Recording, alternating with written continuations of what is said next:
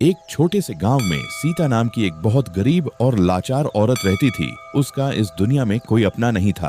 वह रोज मंदिर के बाहर बैठकर भीख मांगती थी।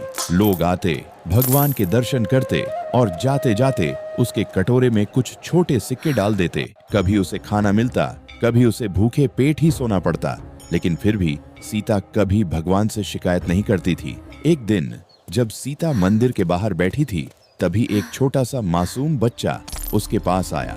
सीता के कटोरे में एक चमकता हुआ सिक्का डाला और बिना कुछ कहे चला गया। सीता ने उस सिक्के पर ज्यादा ध्यान नहीं दिया और शाम को अपने टूटे फूटे झोपड़े में वापस आ गई। घर पहुंचकर उसने वह सिक्का एक पुराने लोहे के बर्तन में रख दिया, लेकिन जैसे ही सिक्का बर्तन को छुआ, वह बर्तन अचानक चमकने लगा और कुछ ही सेकंड में वह पूरा बर्तन शुद्ध सोने का बन गया। सीता यह देखकर डर गई। उसे अपनी आंखों पर विश्वास नहीं हुआ। उसने कांपते हाथों से एक और पुरानी चीज पर वह सिक्का रखा। वह भी सोने की बन गई। अब सीता समझ चुकी थी, यह कोई साधारण सिक्का नहीं, बल्कि भगवान का दिया हुआ चमत्कार था। लेकिन सीता लालची नहीं थी। उसने उस सिक्के का उपयोग सिर्फ जरूरत भर किया। अगले दिन वह कुछ सोने का सामान लेकर सुनार के पास गई। सुनार असली सोना देखकर हैरान रह गया। उसने सीता को बहुत सारे पैसे दिए, लेकिन सीता ने वह पैसे अपने लिए नहीं रखे। उसने गांव के गरीब लोगों की मदद करना शुरू किया। किसी को खाना दिया, किसी को कपड़े, किसी की दवाई करवाई। धीरे धीरे पूरा गांव खुशहाल होने लगा। लेकिन गांव का एक लालची चोर यह सब देख रहा था।